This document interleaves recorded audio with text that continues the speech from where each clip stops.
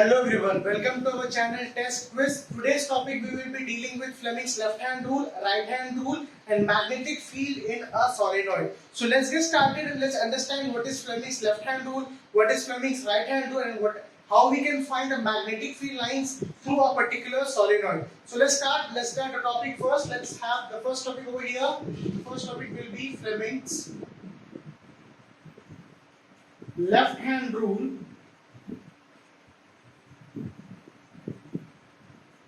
So let's understand this Fleming's left hand rule. See, before getting started towards the topic, let's clear how it will be understandable to you. Let's take your left hand and place your left hand mutually, the three different fingers mutually perpendicular to each other. We should have three fingers over here. Let's say the thumb should be mutually perpendicular to the index finger, and index finger and thumb should be mutually perpendicular to the middle finger. So let's understand how it will be. First of all, what we will have a thumb. What direction the thumb will give over here? The thumb will give the direction of the field or the motion. The thumb will let you know the direction of field or motion. The index finger will give you the direction of field lines. Which type of field lines we are talking about? We are talking about the field lines of magnetic field. The index finger will give you the direction of magnetic field lines. And third, the middle finger will give you the direction of current. Clear? So let's draw the diagram. Let's understand in a detailed way how it will be. We have three fingers over here. So let's say there's the first one, second one, and the third one.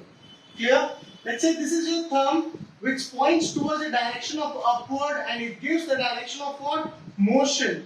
You can say either it's a motion, or you can say either it's a motion of what? Force, which is acting perpendicular to what? Which is acting perpendicular to the index finger,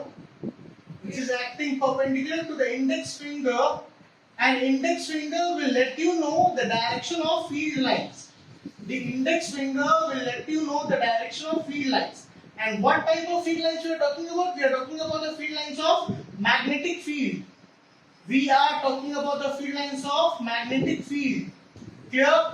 And the third one, we have a middle finger over here, and the middle finger will let you know the direction of current, and the middle finger will let you know the direction of current.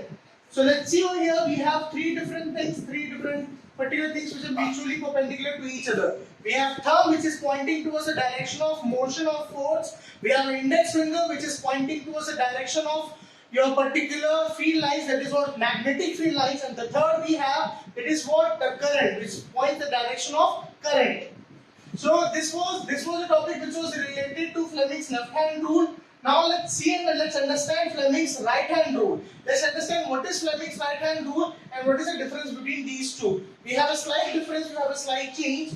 So let's get started. Fleming's right hand rule. Fleming's right hand rule. Let's understand this one. According to Fleming's right hand rule, again we have a mutual perpendicular direction of three different fingers. The first is thumb, second index finger, third middle one. Again the thumb plots, or we can say points the direction of motion or the force. The index finger plots or defines the direction of your particular field lines, that is what? Magnetic field lines. And the third, in your middle finger, points towards the direction of current. Clear? And here the current will be induced current. The particular current which is generated because of having the presence of magnetic field lines, that's why the induced current we are using over here. So let's understand this one. How many different lines we have? We have three different lines. First, second, and we have a third line over here.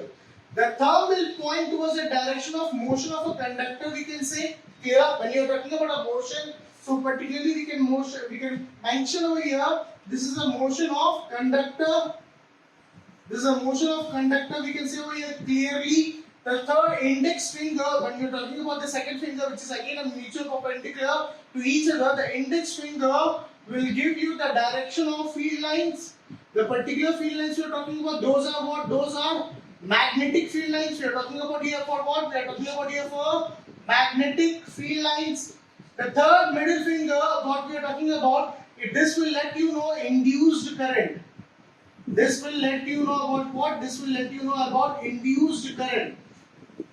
When you see in your NCERT textbook, you will find one of the chapter, magnetic field line, which is chapter number 12 of your NCERT. There you will find this one particular topics, Fleming's left hand rule and Fleming's right hand rule. So let's revise this one again and again. Let's understand what is this and how it is being.